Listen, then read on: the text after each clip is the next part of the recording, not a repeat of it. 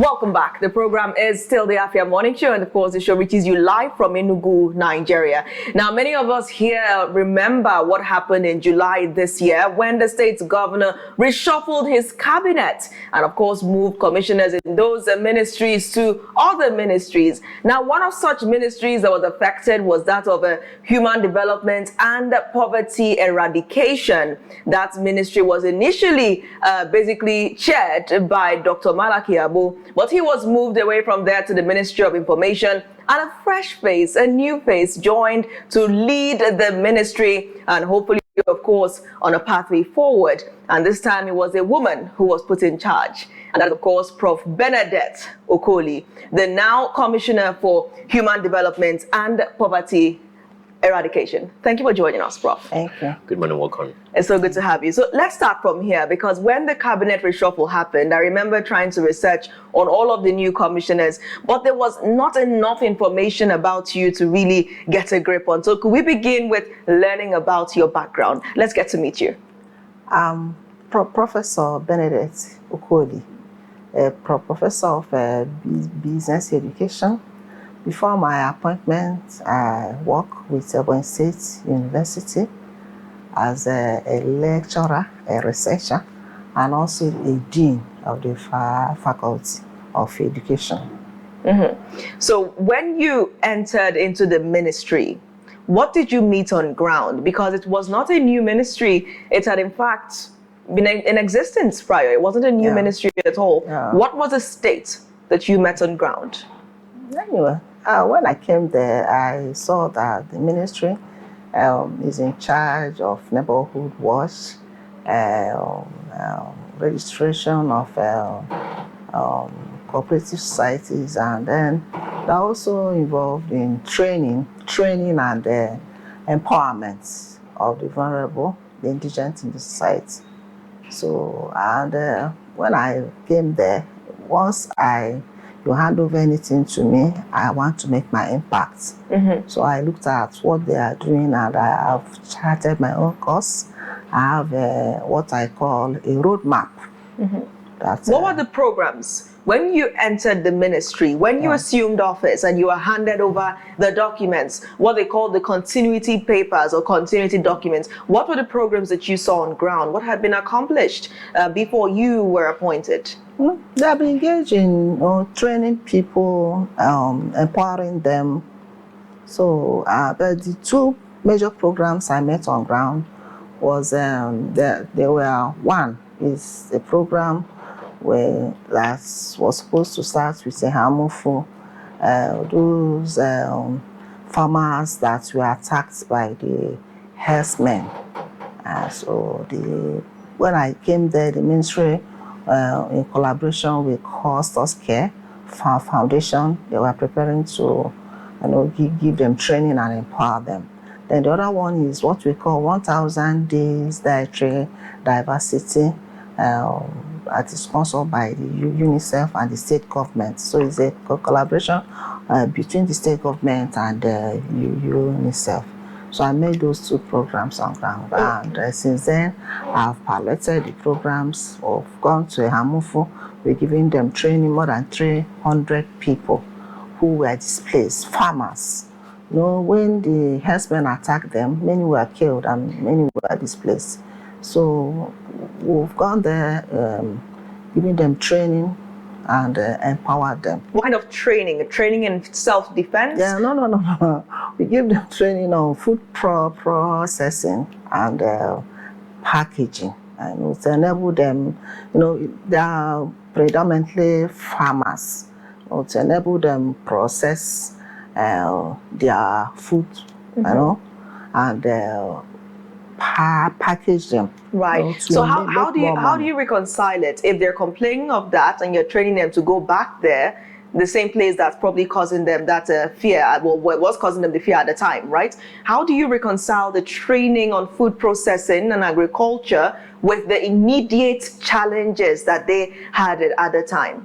Yeah, when that thing happened, the state government beefed up the security around the area.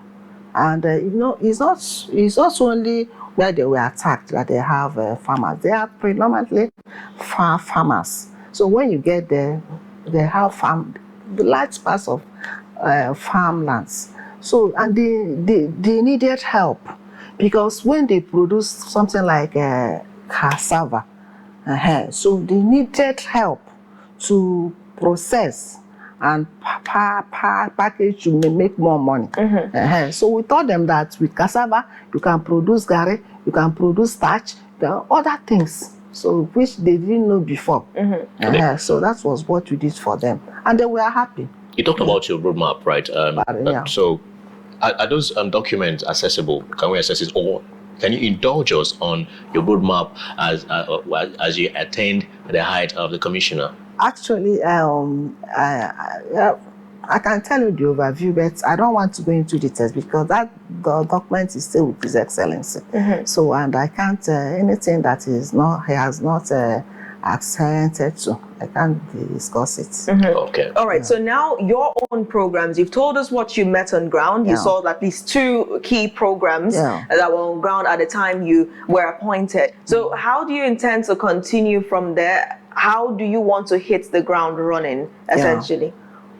First of all, when I came there, I looked at what they were doing and saw that there was this need to have what we call poverty mapping of the states.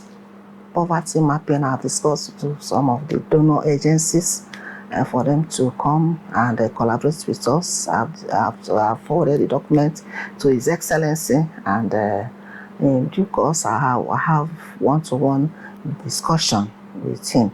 So the poverty map is going to tell us the hotspots. When you have a map, it will tell you the hotspots where these vulnerable people are and why they are poor, and the interventions you can in do. Enugu State, where would you consider the poorest of the poorest? Where would you say that these people are situated based on your research? No, we've not. The map has not started. I'm just telling you what the map will do. But based on your understanding, I mean, you must have done some kind of pilot. Yes. Where would you say these areas are? Because Enugu is divided. I mean, you have different sections. Hinterland, we have a lot of poor people in communities, in all communities. So if you were to say now where the programs would start, which of these would you point at now that, okay, yes, we need to start from here? Where would you consider the hinterland of the hinterland? You see, that is what I've just said, that with the map will now direct you. But in the meantime, we're just looking at a group of people, indigent people that need help. And where would you say these people are clustered They're right clustered in communities, like the poor widows that don't have help. No, they don't have help, they have children to fend for, and some of them have been deprived of their husbands' properties and all that. So we want to start with them, to help them, to give them skills. How do you feel about the idea of palliatives? You say, palliative, okay. During COVID, we had a lot of them. But when you give somebody a palliative, you are just kind of deferring the doomsday, because he or she will finish what we're giving to him or her, and then he becomes hungry again. So what we do is to make sure that we give them skills. When they acquire skills, we empower them. Then we have really helped them to. Okay, that's a good I want to like ascertain literally the roadmap, because apparently this could actually hinder your works, because you need to kickstart with this roadmap. So when is the Excellency reviewing and approving your roadmap so you can entirely kickstart your assessment? And that's specifically the poverty map. He has called for my discussion with him, and you can see that for the past 2 weeks we have been so busy because of our new program. You know our programs which culminated. What are these programs? Tell us these programs. I'm not sure we know the programs. What are the programs? You know that the states declared for APC. Okay, you mean the general programs? Yes. Okay. So for the past 2 weeks I've been doing pure politics, because does politics hinder development and strides? No. You see, there was a lot of alignment and realignment and all that. So we were focused on that. But now we are done with it, and in few days to come, I will see him.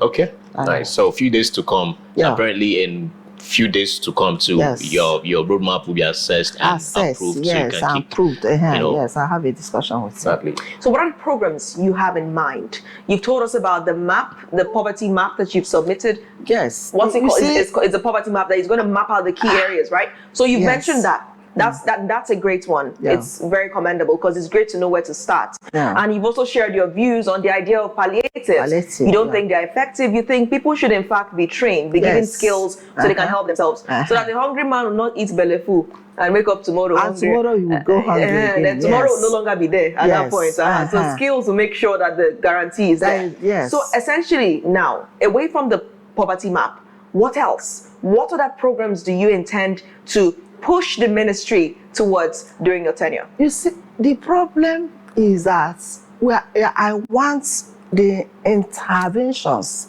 that are being given to people to be tracked. And how do you track them? One, there are tools that you use to fight poverty. One is a map. Two is the social register, which the state is being updated.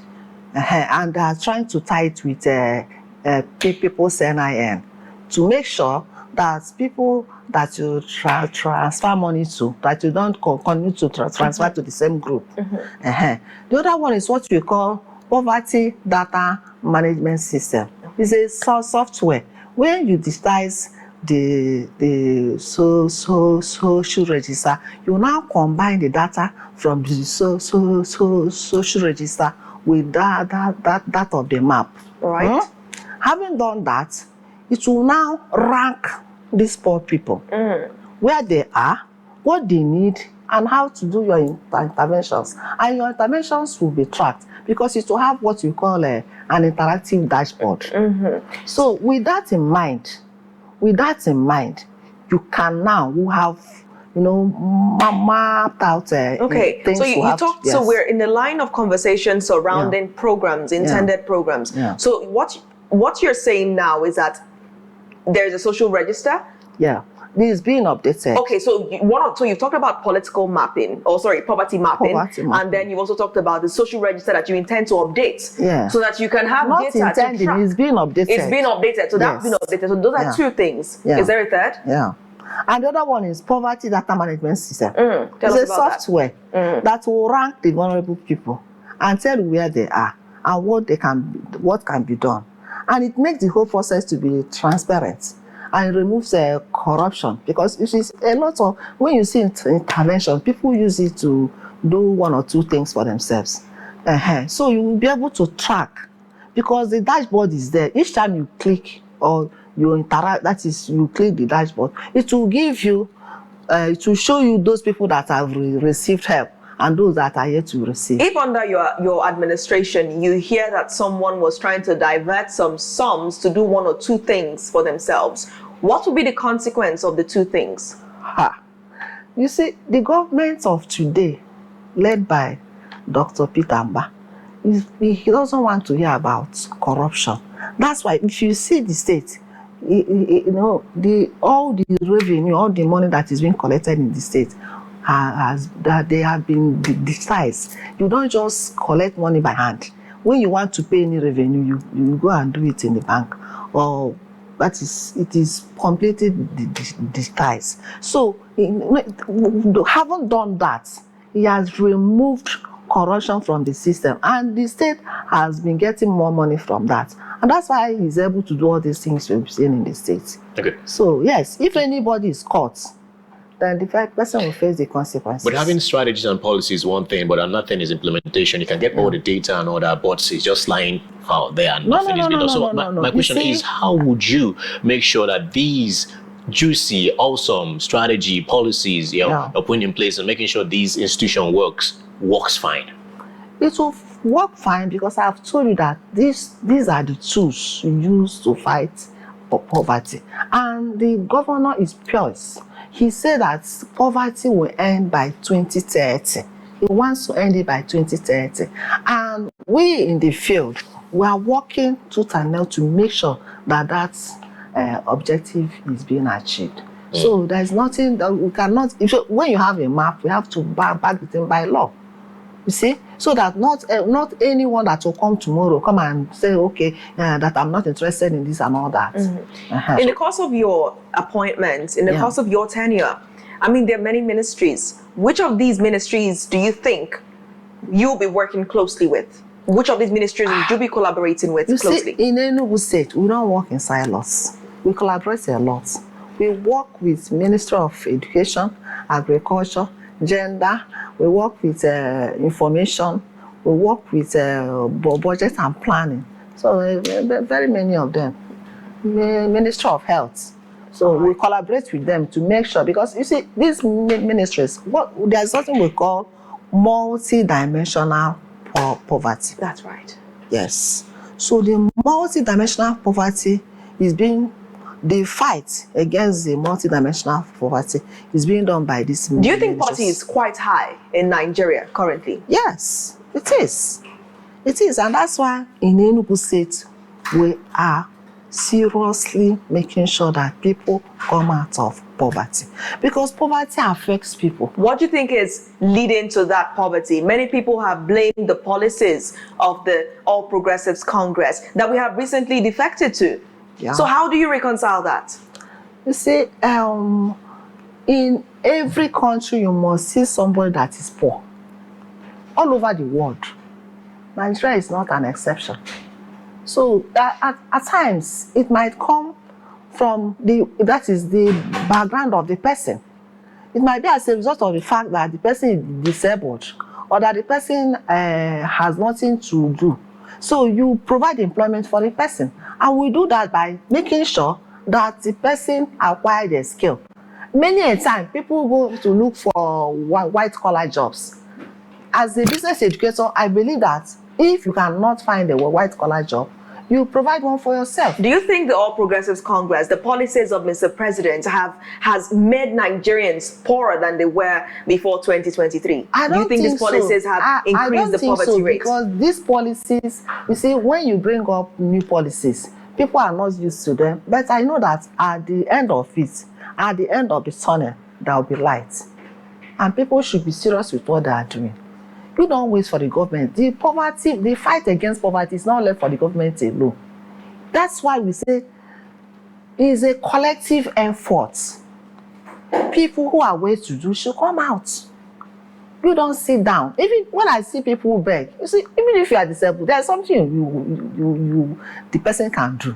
So how do you intend to, through your ministry, through your administration, no, I wouldn't want to say clear the road of the less privileged. That would be very insensitive, because these people are there because they can't eat. They want that money to buy, even if it's a biscuit, even if it's something to eat or water just to survive. So saying rid the streets of them is going to be very insensitive. But what do you do to ensure they have a fuller life away from the streets? That is what we are saying, that we have planned programs for the different groups. So each program, when any of them comes up, they'll come for the program. We help them, train them. But you see that some of them are not even interested in How do you want, skills. exactly, because that's the next question. How do you attract them when they're not interested? When they feel that it is more profitable to just stand by the roadside? How do you attract them to a program when they can't eat before coming for the program? It's sensitization, and when they come, they will eat. Any program we are doing, we normally cook for them. Isn't that a palliative then? No, it's not. Why is it not? It's not, because they are coming to learn a skill.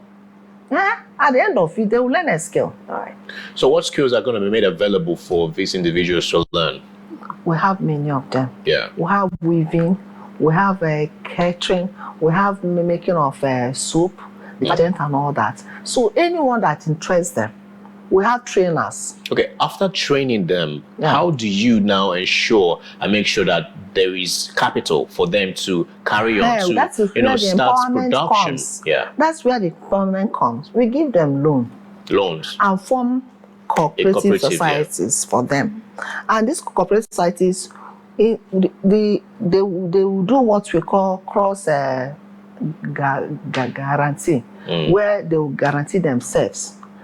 by doing so, everybody will checking themselves. You know? Are there already They will cooperative check themselves. Pardon? societies running already? And since, are there already cooperative societies running? Yes, we have many already of that them. you are Yes, still, we have many of them. Okay. So let's look for at the sustainability, you have to form these cooperative societies for them, and you follow up. the children who are born into poverty. Some children end up just being born into families and they are used as farm hands. Essentially, they are deployed to the field to go and beg for alms, and their dinner will depend on how much they're able to make on the streets. How do you reconcile I keep using reconcile on the show.